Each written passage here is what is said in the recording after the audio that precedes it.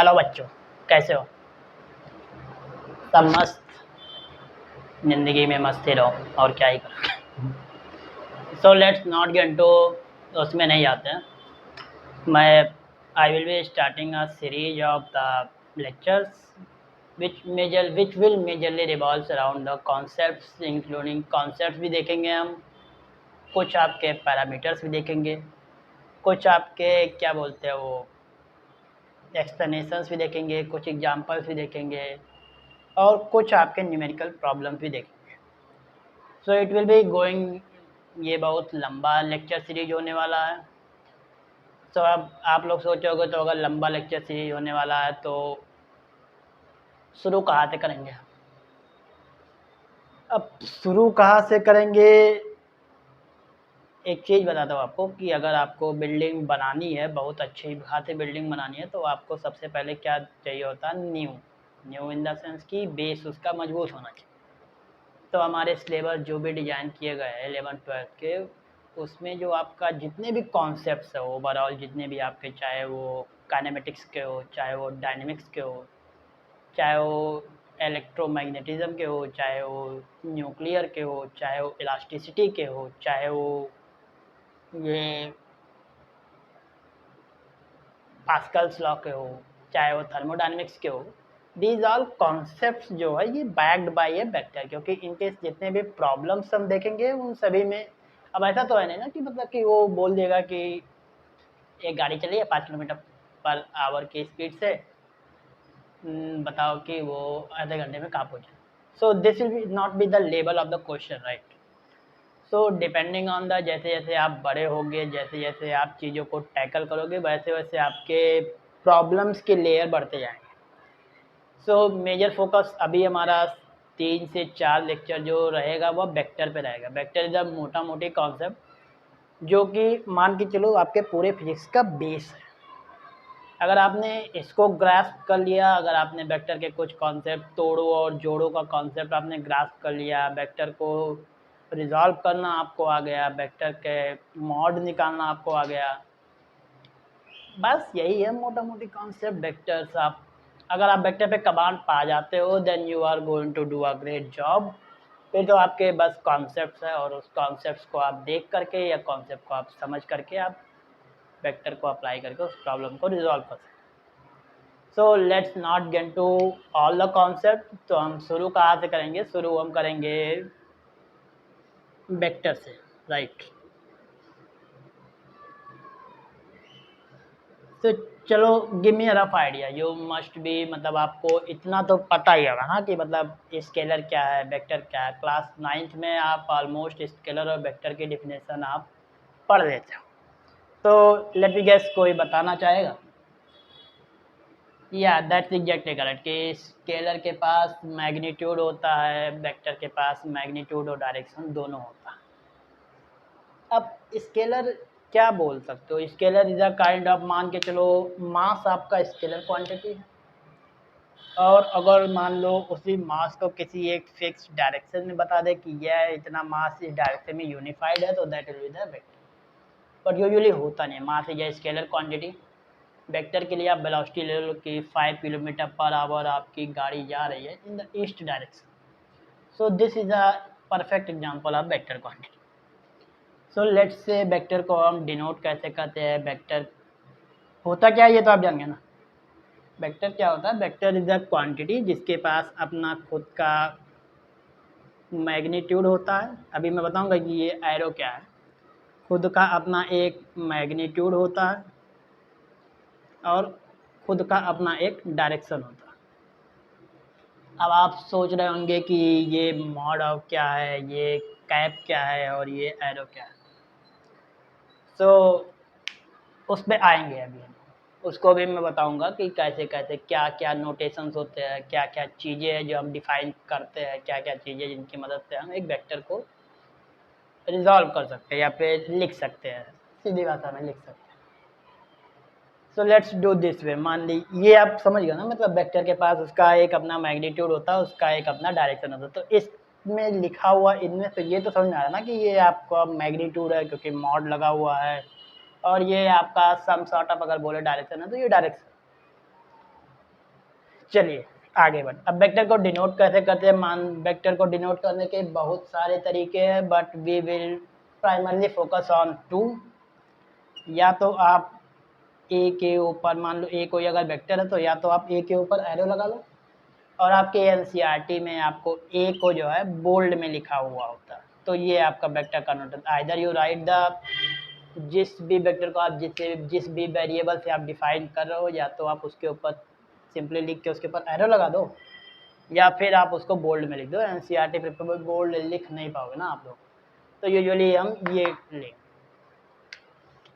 अब कोई भी एक वेक्टर है, मान लो इसी वेक्टर की बात करते हैं, कोई भी एक वेक्टर है या किस कंपोनेंट से मिलके बना होता है। मैंने क्या बोला, मैंने बोला कि वेक्टर के पास जो है, वेक्टर के पास अपना एक खुद का मैग्नीट्यूड होता है और उसका खुद का एक डायरेक्शन होता है। सो वेक्टर का जो मैग्नीट्यूड होता है वह हम इससे डिनोट करते हैं, और वेक्टर का जो डायरेक्शन होता है वह इससे डिनोट करते हैं। लेट्स समझते हैं ये ए कैप क्या है। ए कैप आपने अगर वेक्टर पढ़ा होगा, नहीं पढ़ा होगा तो मान के चलो ये एक यूनिट वेक्टर है, इसका मैग्नीट्यूड 1 होता है। मैग्नीट्यूड निकालेंगे कैसे, वो भी मैं आपको बताऊंगा। सो वेक्टर को डिफाइन करने का तरीका क्या है, आप एक उसका मॉड्यूलस और उसका डायरेक्शन, लेट्स से मान के चलो कोई आपको दे दिया कि ये आपका मान के चलो यू वेक्टर है कोई, उसको उन्होंने लिख दिया 3i कैप, ठीक है। अब आपसे कोई पूछ रहा है कि इस 3i कैप में से वेक्टर का मैग्नीट्यूड कितना है और वेक्टर का डायरेक्शन कौन सा, तो डरना नहीं है, घबराना नहीं है कि मुझे नहीं पता। सो लेट्स कंपेयर इट, इस चीज़ को इससे कंपेयर करो, ठीक है।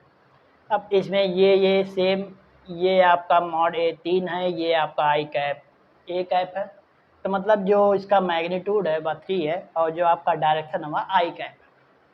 इतनी बात आपको समझ आ गई। कोई भी अगर वेक्टर लिखा हुआ है तो उसका मैग्नीट्यूड क्या होगा, डायरेक्शन क्या होगा, ये बात आपको समझ में आ गई। बहुत बढ़िया। चलो एक सवाल पूछता हूँ, इसी पे मान लो कोई आपको दे दे -10 के, -10 के दे देते हैं। कोई एक वेक्टर दे दिया आपको, बोल दिया -10 के कैप। अब बताओ इसका मैग्नीट्यूड क्या होगा। अब आप बोलोगे सर बहुत आसान बात है, कंपेयर कर लेते, ये मॉड ए इसका -10 के बराबर और ए कैप के कैप, ठीक है। आप ये बोलोगे ना कि ए कैप इसका मैग्नीट्यूड हो गया और के कैप इसका डायरेक्शन होता है। बहुत बढ़िया। बट आप एक बात भूल रहे हो कि ये जो मॉड है, मॉड हमेशा क्या होता है, पॉजिटिव होता है। सो अगर मॉड इसका पॉजिटिव होता है तो इसको हम इस तरीके से भी तो लिख सकते हैं ना, 10 इंटू माइनस ऑफ के कैप। तो ये अब इसका क्या हो गया, इसका मैग्नीट्यूड 10 हो गया और जो इसका डायरेक्शन हो गया वह हो गया -के कैप। इस बात का आप हमेशा ध्यान रखिए, किसी भी वेक्टर का जो मॉड होगा या मैग्नीट्यूड होगा वो हमेशा पॉजिटिव में ही होगा। समझ आ गया। माइनस क्या रिप्रेजेंट करता है, माइनस रिप्रेजेंट करता है कि मान के चलो कि अगर x हमारा आगे है, x किधर है, x हमारा आगे है, तो -x किधर होगा, पीछे। अगर हमारा कार आगे जा रहा है, x को हम आगे मान के चल रहे हैं, तो -x किधर होगा बाबू, पीछे होगा -x। तो k कैप मान लो उधर, k कैप उधर, तो -k कैप इधर होगा, इधर होगा। समझ गया, बहुत बढ़िया।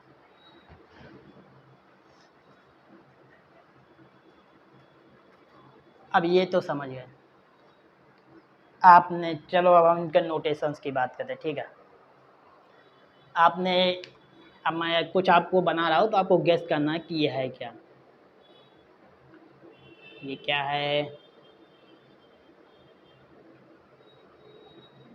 ये x एक्सिस है, ये y एक्सिस है। इधर हम मेजरली प्लस लेते हैं, इधर मेजरली माइनस लेते हैं, इधर भी प्लस लेते हैं और इधर माइनस लेते हैं, ठीक है। अब ये देख के आपको याद आ गया, याद आ गया, याद आ गया। क्लास 8 में आप इसको क्या बोलते थे, कार्टेशियन प्रोडक्ट बोलते थे या फिर कार्टेशियन प्लेन बोलते थे। क्लास 8 की पढ़ाई तो हम कर देना। ये है आपका क्या, Cartesian plane. Plane in the sense कि आप 2 डायमेंशंस में चीज़ों को डिवाइड करते हो, एक्स एक्सिस और वाई एक्सिस में, ठीक है। अब हम नोटेशन देखते हैं। मान लो अगर एक्स यूनिफाइड, एक्स एक्सिस का अगर कोई डायरेक्शन हो गया तो इसको हम वेक्टर, अगर इस डायरेक्शन में तो इसको आई कैप लेते हैं, आई कैप लेते हैं। माइनस एक्स में है तो माइनस आई कैप लेंगे, वाई एक्सिस में है तो जे कैप लेंगे, और माइनस में है तो माइनस जे कैप। और इसी में हम मान के चलो ये आपका जेड एक्सिस भी बना देते हैं। जेड एक्सिस अगर आपका बना दे रहा है तो मान के चलो ये आपका के कैप हो जाएगा और ये आपका माइनस के कैप।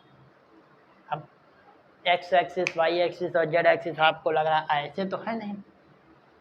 चलो आप अपने रूम में देखो, ये मान के चलो ये जो बेस है, बेस आपका एक्स एक्सिस, ये एक्स है, ये वाई है और ये आपका जेड है। समझे नहीं समझे? अपने रूम की तरफ देखोगे तो ये जो नीचे वाला सरफेस है, नीचे वाला सरफेस ये आपका मान के चलो एक्स एक्सिस है, और उसी के बगल में जो जा रहा है उसके परपेंडिकुलर ये आपका वाई एक्सिस है, और जेड एक्सिस किधर है?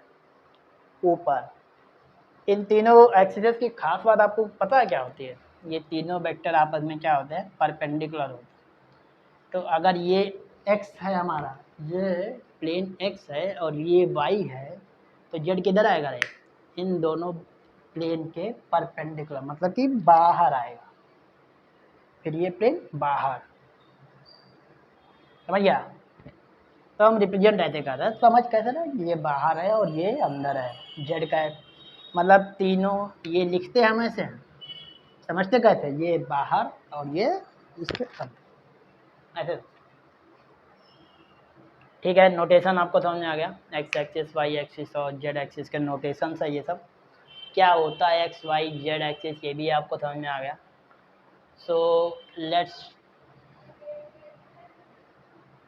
अब आप क्या, चलो मान के चलो मैं आपको एक एग्जांपल देता हूँ कि कोई एक वेक्टर में लिख देता हूँ, ए कैप लिख रहा हूँ, ठीक है।